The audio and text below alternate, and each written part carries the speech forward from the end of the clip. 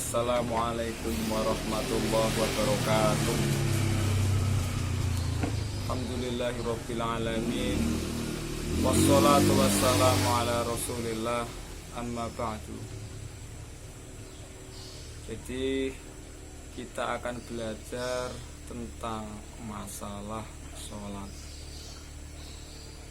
Sholat itu adalah perkara yang paling penting karena dia adalah tiang agama. Sholat adalah tiang agama. Dan sholat itu mempunyai syarat rukun. Dan sekarang saya akan menerangkan tentang syarat-syarat sholat.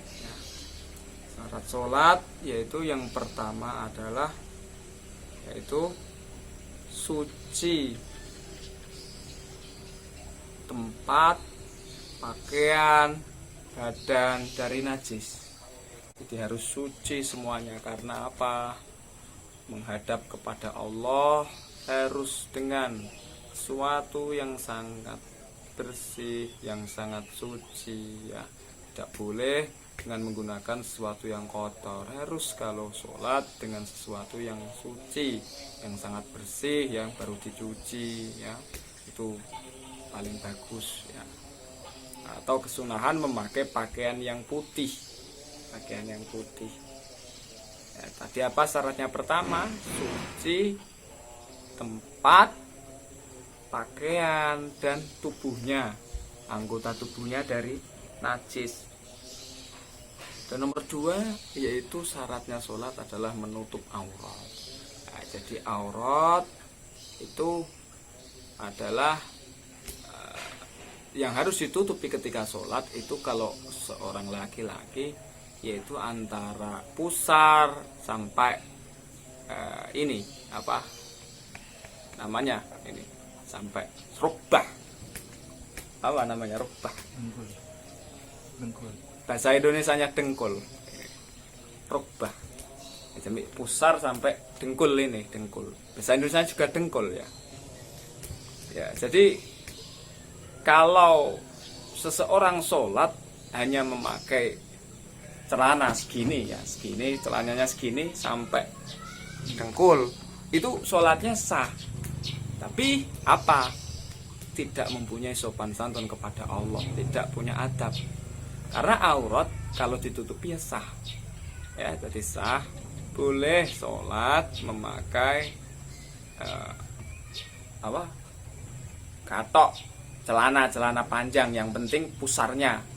Pusar ini, pusar ketutupan ya. Karena batasnya kan mulai pusar sampai dengkul ini, dengkul harus ketutup. Andaikan ini ditutup saja berarti sholatnya segini, kayak celana jojon atau apa itu ya. Sarungnya disampirin segini sampai dengkul sini, itu sholatnya sah. Tapi kan dia nggak sopan, nggak pakai baju atas, jadi nggak sopan. Yang paling sopan tadi jadi tutupi semua ya, kayak ustadz ya, kayak ustadz ini. Jadi yang paling bagus pakaian putih. Nah, jadi kalau wanita auratnya semua anggota badannya kecuali ini tapak tangan dan ini wajah ini ya. Ini harus ketutupan, ini harus ketutupan ya. Kalau untuk wanita, nah ini harus ketutupan ya, ini ketutupan. Ini harus ketutupan ya. Ini jangan sampai kebuka kayak ini. Ya, ini ketutupan, ini harus ditutupi. Harus ditutup. Nah, telapak tangan ya. Ini jangan sampai ini kebuka, jangan sampai kebuka kayak gini yang wanita. Ya, ini nanti enggak sah sholatnya ya, enggak sah. Harus ini ditutup ya, harus ini ditutup. Karena apa? Wanita lebih ketat auratnya, ketat ya. Jadi harus semua anggota tubuh kecuali apa? Wajah dan telapak tangan. Dan tangan ini nggak boleh kebuka kayak gini ya, harus gini kayak gini ya, ini ya, apa. Nah, terus syaratnya lagi setelah menutup aurat yaitu dia harus mengerti masuknya waktu sholat. sudah masuk waktu sholat atau belum. Kalau belum masuk waktu sholat nggak boleh. Misalnya sholat duhur, sholatnya jam setengah 12, nggak boleh. Harus tepat pada waktu sholat. Ya. Terus terakhir syaratnya sholat adalah menghadap kiblat, yaitu menghadap pada kiblat. Jadi yang menghadap ini harus dadanya menghadap kiblat gini. Andai kan seseorang kok sholat, ya tidak dadanya menghadap kiblat, tapi wajahnya memalingkan kiblat gini, ini sholatnya sah. Karena yang dianggap itu adalah dadanya menghadap pada kiblat. Tapi kalau sholat dadanya menghadap kiblat, wajahnya memalingkan atau tolah-tolah gini, itu tidak sopan untuk menghadap kepada Gusti Allah, pada Allah ya. Jadi ini syarat sholat. Dan saya selanjutnya akan menerangkan tentang rukun sholat, paham? Tentang rukun sholat. Nah, jadi rukun sholat. Rukun sholat di sini sangat banyak sekali, ada 18. Ya, ada 18. Yang pertama saya akan menerangkan apa? Menerangkan tentang niat, tentang niat. Pertama syaratnya sholat adalah niat. Nah, niat ini memang perkara yang paling sulit, tapi kita harus latihan, ya, latihan. Jadi lihat ustadz, ya, lihat ustadz, dan anak-anak harus memahami, ya, anak-anak harus memahami caranya niat bagaimana. Niat itu tempatnya di dalam hati. Niat itu tempatnya di dalam hati. Nah, caranya niat yaitu ketika pas takbiratul ihram. Jadi ketika takbiratul ihram itu kan, yaitu syarat pertama niat, nomor kedua yaitu berdiri, yaitu harus berdiri, dan takbiratul ihram.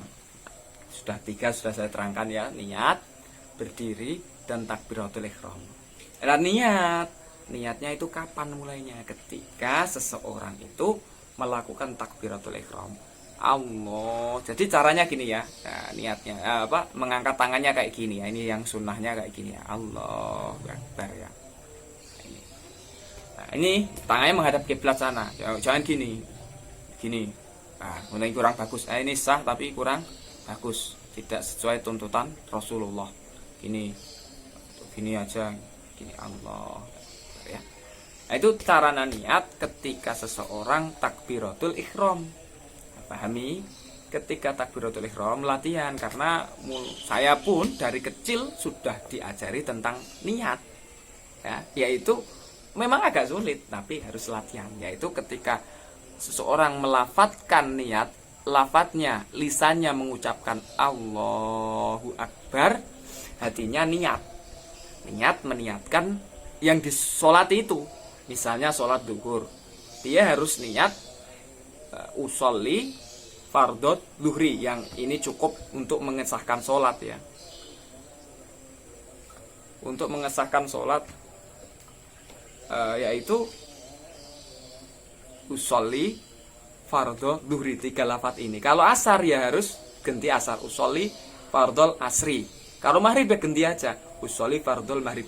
Lah, 3 lafaz ini, 3 komponen lafaz ini yang menjadi yang dipertimbangkan ketika niat. Jadi lisannya mengucapkan Allahu Akbar. Ketika lafadznya lisannya mengucapkan Allahu Akbar, hatinya mengucapkan usolli fardhol duhri. Ketika lafaz Allahu Akbar selesai kan, niatnya usolli fardhu duhri atau usolli fardhul maghrib juga harus selesai. Nah, bisa dimengerti anak-anak ya. Jadi saya ulangi, niat itu harus bareng ya, bareng dengan pekerjaan. Kalau tidak bareng itu tidak namanya niat ya. Ya, niat itu harus bareng. Ya, caranya bareng ketika takbiratul ihram. Nah, ini yang sulit ya, harus latihan mulai dini, mulai kecil harus latihan. Ketika takbiratul ihram, Allahu Akbar. Lah, ketika lafaz Allahu Akbar, hatinya langsung ketika hamzahnya Allahu Akbar langsung dia dalam hatinya mengkerentekkan meniatkan usolli fardol maghrib. Kalau sholatnya maghrib, kalau duhur ya usolli fardol duhri. Adapun niat makmuman lillahi ta'ala atau imaman lillahi ta'ala itu tidak syarat, ya, boleh tidak disebutkan. Nah, niat imaman lillahi ta'ala atau makmuman lillahi ta'ala itu sunnah. Yang tiga ini adalah komponen wajib, adalah usolli fardhu duhri. Kalau imaman makmuman ini sunnah. Nah, andai kan tidak disebutkan, ini tidak apa-apa, ya, tidak apa-apa. Jadi tidak apa-apa ketika tidak disebutkan.